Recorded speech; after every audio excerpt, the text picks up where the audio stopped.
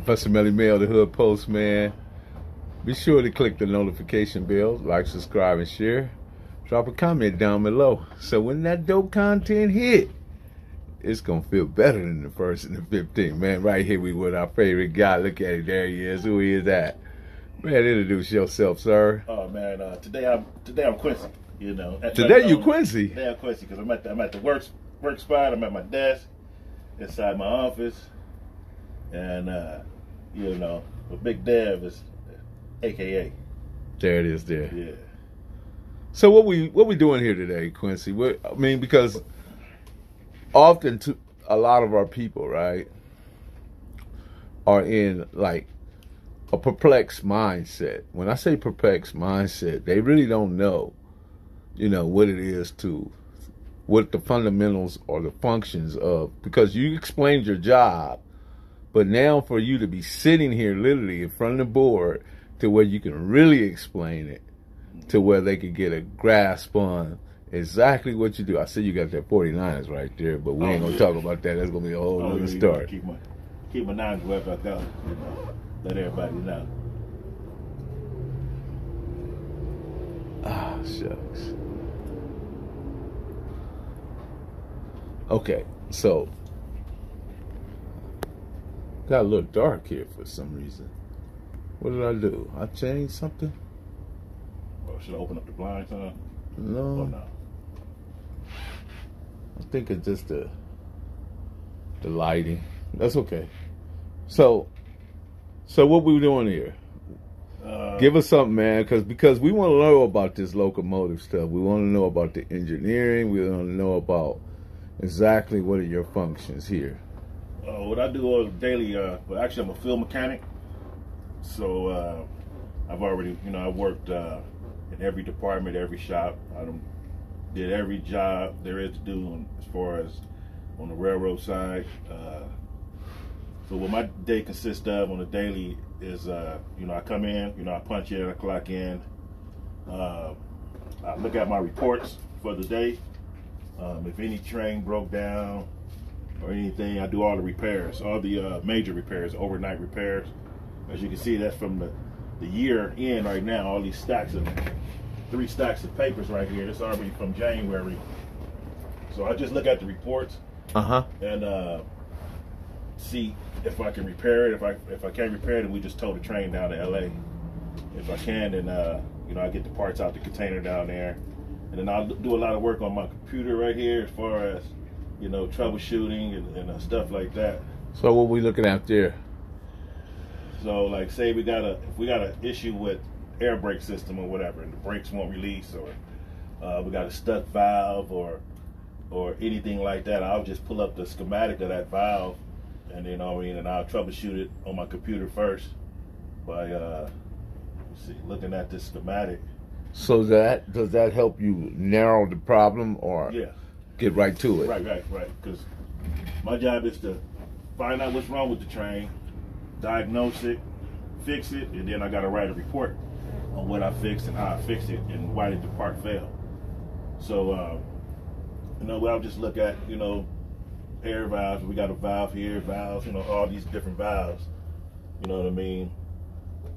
Depending on what the brakes are doing. If the brakes are not releasing, if they release. So that's a brake schematic. This is a brake schematic, air brake schematic. One of the air brakes. Oh, that's a lot of variables right there, a lot of moving parts. Right.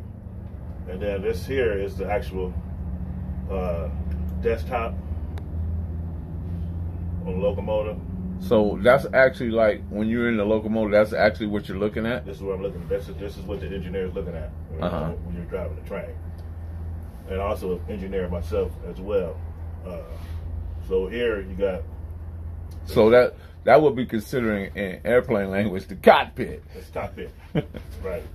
You know what I mean? So you got your computer screens, you got your equalizing reservoir air pressure, you got your main reservoir air pressure, and on this side you got your brake pipe air pressure, brake cylinder air pressure. And this is your speedometer. These are your headlights, rear lights, front lights, you know, your radio. You got your bell, you got your horn. You got your sequencing horn. What that means is they hit this button when they go across the crossing to give it 3 horns, 3 blasts. of the horn. And so that's that womp, womp, womp. Right. So you hit that. This is your TMS, train monitor system. We call it a dead man pedal. What this button do is, say I'm driving. What's a dead man pedal? Show that. Right here, this button right here. It's called the train monitor system, TMS. There's an alarm that goes off every 6 to 8 seconds. If the engineer doesn't press this button, the train's gonna go into what they call a penalty. It's gonna set its own brakes. So if you're having a heart attack or stroke or something like that, you know, you're not gonna get a runaway train like on the movie. Also, it got safeties. Got safety devices. And then this black button right here is ATS button, automatic train stop button. Let's point at it again. This black button right here. You got simulators on the tracks every quarter mile. When the train goes past that simulator, it'll give an alarm. Engineer supposed to just tap that button. Once you tap that button, the alarm goes away. If you don't tap that button, the train will stop too. So you got 2 safety devices right there. You know what I mean? So that the train won't just go on a penalty. And then right here you got your forward reverse. We can do it better on this one. So this is like the virtual part of it. This virtual part. This virtual part. Right here. This is what drives the trains right here. It's called a 26C or a 30 CW air brake valve. You got 2 different brake systems on the train to stop your brakes. You got your automatic brake valve with the red handle. That releases and sets the brakes on the locomotive and on the whole train. This right here is your independent brake valve. What that does is set and release the brakes only on the locomotive. So, you know, when you're driving down the tracks or whatever, and say you're going at a low speed or you're just driving with a locomotive by itself, you don't want to use the automatic, you just want to use the independent because you're just a single locomotive. So would it be fair to say it's kind of idiot proof? Yeah, it's kind of idiot proof, but some people still, you know, have a issue with the brake system. You know what I mean? They don't know how to use it. Give us a scenario. Like say power braking. Now, when you're going 79 miles down the tracks, instead of using your dynamic brakes, they want to use a regular automatic brake valve. You don't want to use that because you're going to burn out all your brakes. So they don't want you power braking. They don't want you power braking at 79 miles an hour. So you got to, you know, set it up for dynamic brakes, and that helps slow down the train. And this is that helps. Does that kind of prevent a problem becoming a bigger problem? Oh yeah, you know what I mean. What we looking at now? It saves your brakes. This is a traction motor. This is when you set each train has 4 of these that's attached to the wheel sets. And what this does is when you set the train in dynamic brakes, it goes from AC to DC and it acts as a generator and helps slow down the train. So what does AC stand for? Alternate current. DC? Direct current. Cool. And these are your traction motor leads, and this will actually hook to the locomotive. These are your wicks, and then your wheel sets go right up in here. How many years you got in this debt? 19. 19. 19. So you the man. I mean, it's so much different type of concepts to a train and terminology. So we can bring Slick over here and train him up on how to be a right. train engineer. Yeah, I can train. You know, that's another different. That's a BTR motor right here. We got B motors and BTR traction motors. That's a different type of traction motor. That's the kind of style we're using right now. So the reason why I mentioned Slick because he don't know his ABCs. So I just figured, you know, he might be like one of your most difficult students. Oh yeah. You know what I mean? Even with these wheels. Okay, what we looking at? This is a used traction motor. This is one of the traction motor. Even with these wheels is important because we got to measure these wheels every day. You know what I mean? So what's the point of measuring them? To feel that they're not losing anything, or because you got measurements because you don't want this flange right here. It's called a wheel flange. Mm-hmm. You don't want it to get too thin because it'll pick a switch. And what a switch is from one rail point to another point that make you go from one track to a different track. You have switch points right there. And if this flange is real thin, it'll pick that switch and open it, and you'll derail the train. Oh, shucks. So it's important to measure the flange width and the flange height and to measure the wheel height, because you don't want no small wheels on there. And like, you know, low riding the train. You know, you got your gear case, oil, wicks, you got your bearings, you got your traction motor blower right here, blower motor that cools down the motor. So that's you know, that's just a few of just, you know, hundreds of different I bet if I brought my grandson up here, Dylan, 10 years old, he was like, you'll probably have to catch him rolling down the track in one of these tracks. Yeah, that's an F40 setup right there. It's from the freight side. Different. The handles are just sideways, but that's the F40 setup. So what you showed me was a passenger train setup. Now this is a freight train. Right, this is freight. We got one. So it seems like upside down. Yeah, it's upside. Yeah. This was more.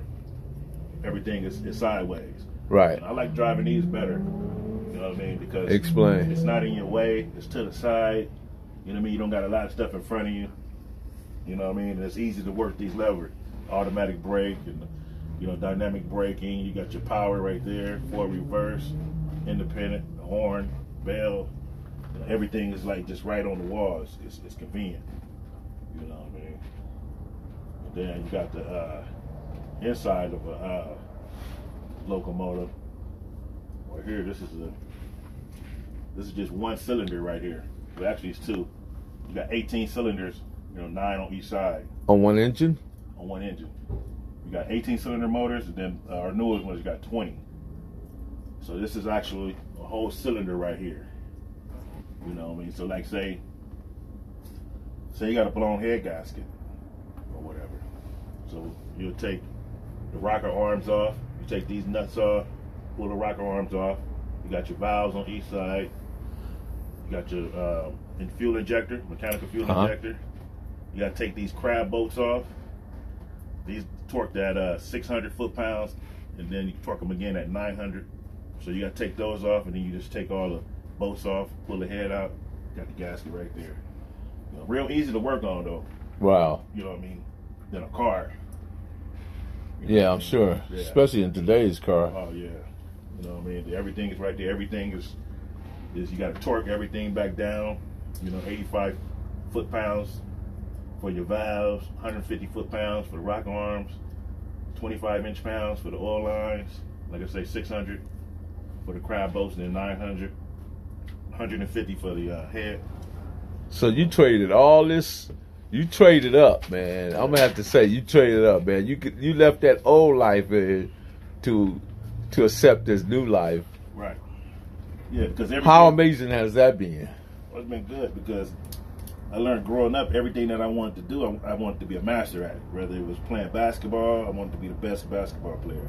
Football, best football player. You know, even in gang life, you know what I mean? I wanted to be the top one. I wanted to be the most notorious baby gangster from my gang. You know what I mean? So I used all that energy when I took on this career and just really mastered it. You know what I mean? You know what I mean? I've read so many books and studied this equipment. You know, it's like second nature. Right. You know, and it'll make my life more easier, make my job easier. You know what I mean? And you know, better life for myself. How well you sleep now? I sleep good. I sleep good every night. Prior to that, I was sleeping, man. You know, because I know just from my experience, man, it was a lot of sleepless nights, man. Yeah. Wondering, you know. Right, because you know when you're in the drug game and you're gang banging, it's two different stress levels. You're stressing because you're trying to buy the best product on the streets.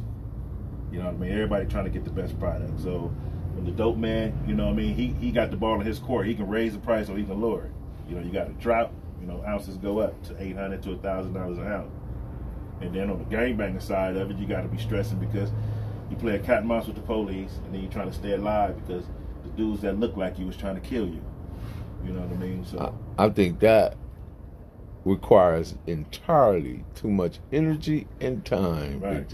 Right. I think what you're doing now is tangible equity. It has shown and proven that it has made your life come together in a way that you probably never dreamed of Right. prior. You know what I mean? Right.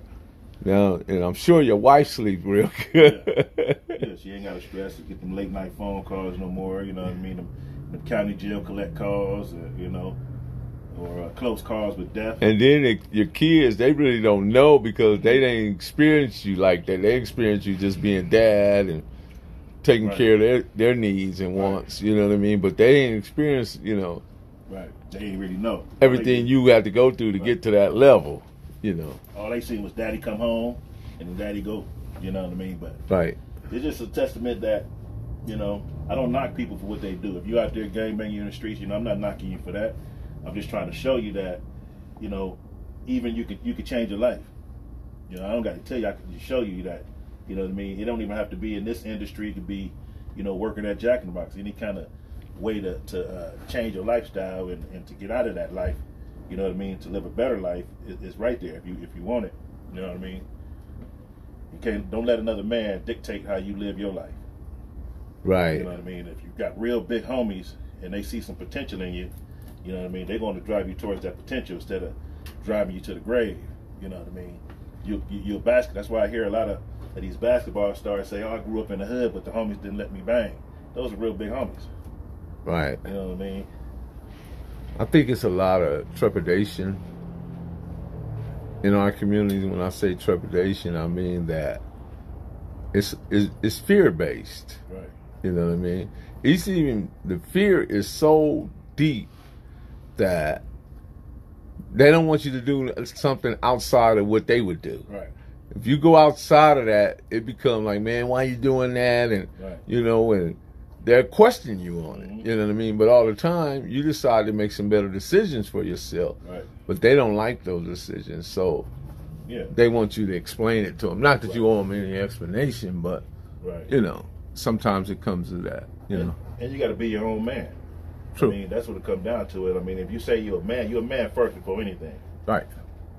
If you're a grown man, you know what I mean. You got to make grown man choices. You know what I mean. True. Don't let somebody else that don't want nothing out of their life dictate how you live your life. You know what I mean? Because he's still gonna be sitting on that same stool, telling that same story that he was telling to you to the next dude. You know what I mean? It is, you know, you got a lot of good homies out here in this world, but you got a lot of homies that, you know, they don't want to see nothing but destruction. You know That's what I why mean? America made a specific move. America made niggas. Right. You know what I mean? Right. There's nowhere else on the planet where you find them. Right. America created it, engineered it, and they continue to keep adding to it to keep those niggas where they want them at. Excuse my lack for a better word, but I'm just trying to explain a point. But yeah, and the system is designed for you to fail. It's not designed for you to beat it. You know, once you get on probation or parole, you're not supposed to get off. They want you to stay. So in quick that question, shit. Dale. Was the energy and the I know the information is different, but was the energy different from that to this? It was In the sense of achieving the goal is what I'm saying. Because you spoke about being the best at that, but then being the best at this. Right. Was the energy different is what I'm trying to find out. Yeah, it was different because I had something to reach for. I had a goal to set. You know, I just didn't want to come here and punch the clock and just do my 8 and skate. You know what I mean? I wanted to, you know, climb up the ranks, so to speak. You know what I mean? Gain these certifications, be able to support my family. You know, so I put a lot of energy into that, a lot of positive. So there ain't no certifications or qualifications in the gang like that you got to meet too. I'm just asking the question. Nah, you don't get no medal. For that. You know what I'm saying? There's no trophies. No trophies, no certifications. No attaboys waiting on you. The only trophy that I've ever seen with the gang life is a tombstone with your name on it, when the day you was born and the day you passed away. And that's why I say, man, a lot of it is tombstone mindset, graveyard disposition. Right. You know. And I ain't knocking nobody for it. I mean, you know, I ain't better than the next man.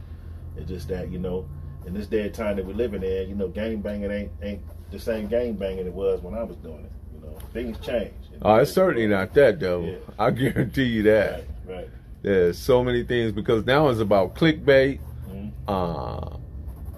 finding your ops, or as they say, ops is this day and time. I'm just using the word that they use.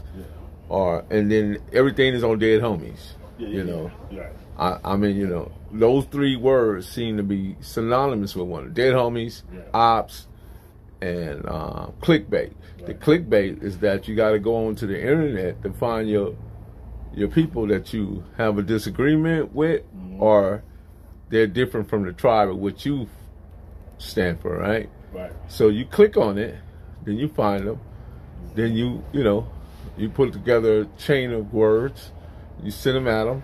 They don't like your words. They send a chain of words back after you, and then you decide a meeting place, and it becomes, I guess, a battle at that point. So, but it all began with click.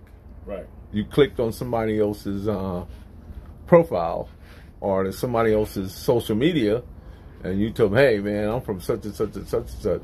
But the reality of that is that a lot of these individuals don't even live in Linwood, Compton, Watts, L.A.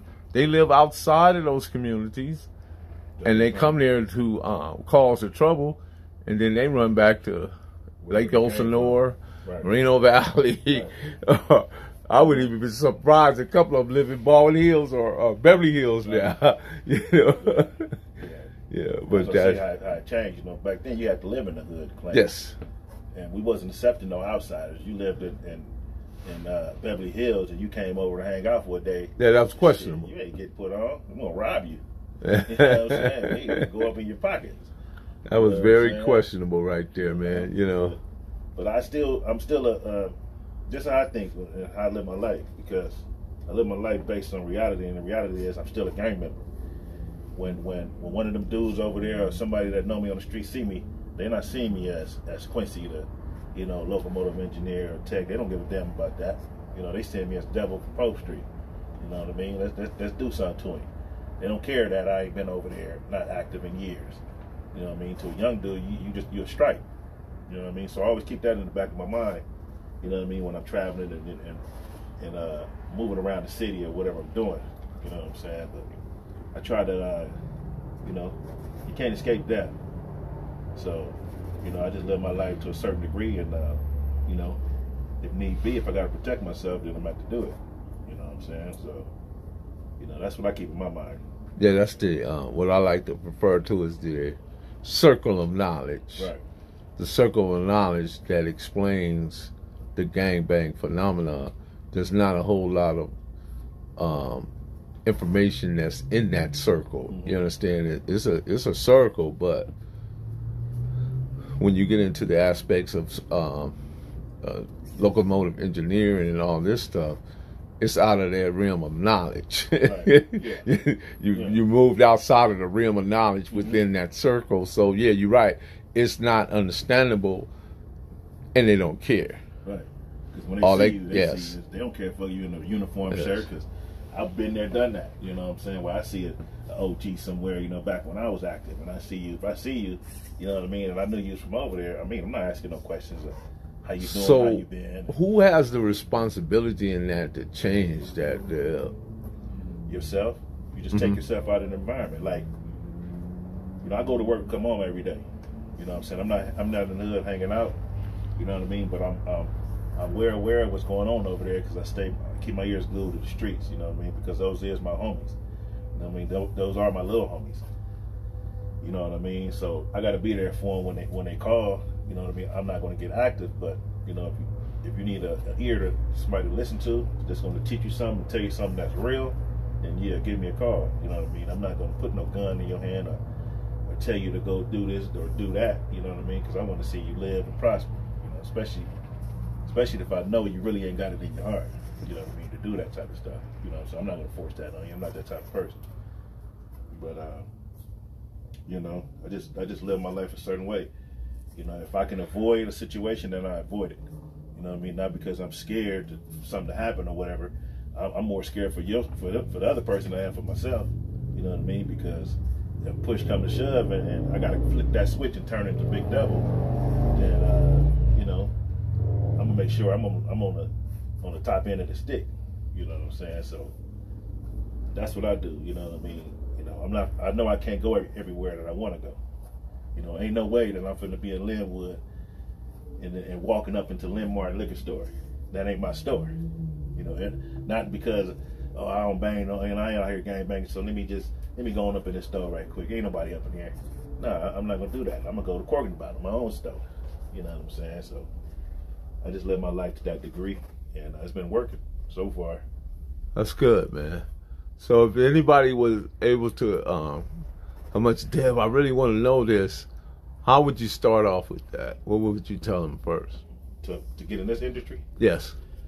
First thing you do is you can go to UTI. They have a school in Rancho Cucamonga, and they got a school in Long Beach.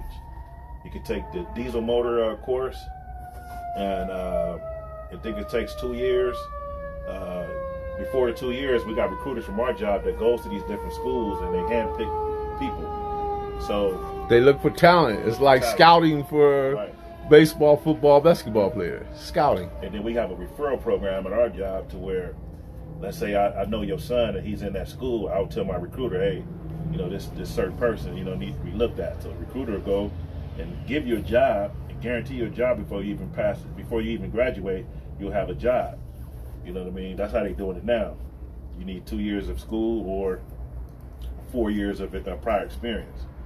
You know what I mean? So, you know, because it's a lot to these trains. You know, there's so many different crafts and different positions and different jobs and stuff like that. You know, the school ain't gonna do nothing but help you. You know what I mean? Because what you're actually learning in school, you're not gonna be doing, you know, per se when you get here into the real industry, because you might focus on, you know, got a school in diesel, but then you might be cutting wheels. That your career might be a wheel chewer, you know, cutting wheels. You might not work on the locomotive. You know what I mean? But that's how you get in. You know, just job, no layoffs, got good benefits, get a pay raise every year, bonus. So there's a lot of good perks, but the only thing I see for the young people that's coming in is the work ethic. If you don't have a work ethic, the railroad ain't for you. There it is there, man. Yeah, it's not for you. You know? There it is there, man. Well, we're going to leave it right there, Big Deb. You heard it first for Big Deb. He said, man, you don't have a work ethic, it ain't for you. It ain't for you. You know, it ain't no, like I say, these ain't no little boats right here, little nuts and bolts and everything. You know, we got cranes for like a lot of stuff, but, you know, a lot of stuff is heavy. You know, there it is there. You got a strong back. So close us out, Big Deb. You know, give a shout out to the Hood Post, man, of course, man, for, you know, always keeping it real, you know what I mean? And I'm letting everybody know, you know, ever since me and Mel hooked up, man, I talk to him every day, man, and it's nothing like having a person that you could call that, you know, if you put something in front of him, he gonna keep it real. He gonna tell you what, you know, you get the right way to go. You know what I mean? Because you know, a lot of people got this pride thing, and they feel that, oh man, Nick can't tell me nothing. You know, I always got the room for knowledge and to gain knowledge from any and everybody. You know, I take bits and pieces from everybody, you know, to help me see things at a different light. So, you know, shout out to Local Vision, and shout out to G. Lou, man, everybody that's out there, man, doing their thing, man. You know, Kez Mac, of course. Shout out to my Relly Slick. Ready to whoop on them with some dominoes, $100 a game when we get that going. You know what I mean? And everybody just be safe out there, man. Be vigilant and be safe, man. Take care of your business. You know what I mean? Take care of your family. Your holidays coming up. You know what I mean? And you know, that's about it, man. That's it, man. Professor Melly Mail, the Hood Post, man. You know the vibe. Click the notification bell, like, subscribe, and share. Drop a comment down below. So when the dope content hit, it'll feel like it's the first of the 15. Yeah, don't be broke by the 20th. Yeah. Make sure you save that money. And be sure, you know, be good, be safe, most of all, be well, because the holidays are coming up, as Big Deb stated. And, you know, things seem to pick up speed during those times. Yeah. So just keep your eyes open and focus. Until then, the Hood Postman, Big Deb, we are out. Peace out.